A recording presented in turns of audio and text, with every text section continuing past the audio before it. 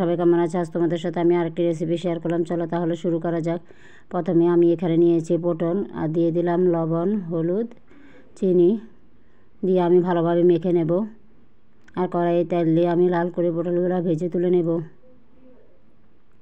আমি এখানে একটি পটল 4 টুকরা করেছি, তোমরা চাইলে 2 টুকরা করতে পারো। আমি আজকে সর্ষে নারকেল দিয়ে এই পটল রেসিপিটা করব।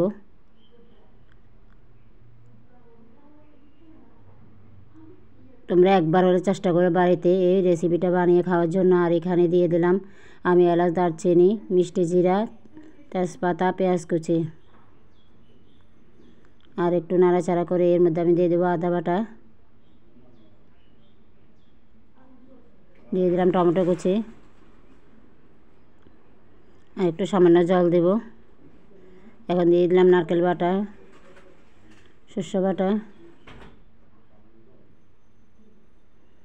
আর একটু নাড়াচাড়া করে নেব।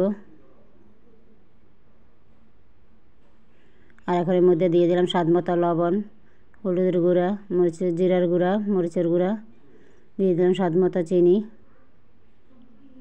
আর একটু জল দিয়ে আমি ভালোভাবে মশলাটা কষিয়ে নেব।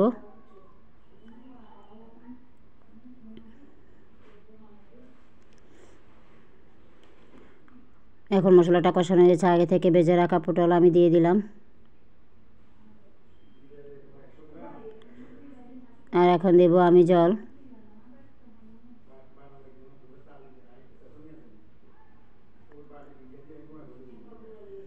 এখানে জলটা আমি বেশি ব্যবহার করব না, কারণ পটলটা আগে থেকে সিদ্ধ হয়ে আছে।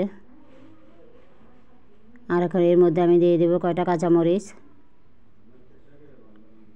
দিয়ে দিলাম উপর থেকে 1 চামচের মতো ঘি। আর আমার রেসিপি যদি তোমাদের ভালো লাগে আমাকে একটা লাইক কমেন্ট করে জানাবে কেমন হয়েছে, আর একটা শেয়ার করে দেবে যাতে তোমাদের পাশে সবসময় থাকতে পারি। সবাইকে ধন্যবাদ।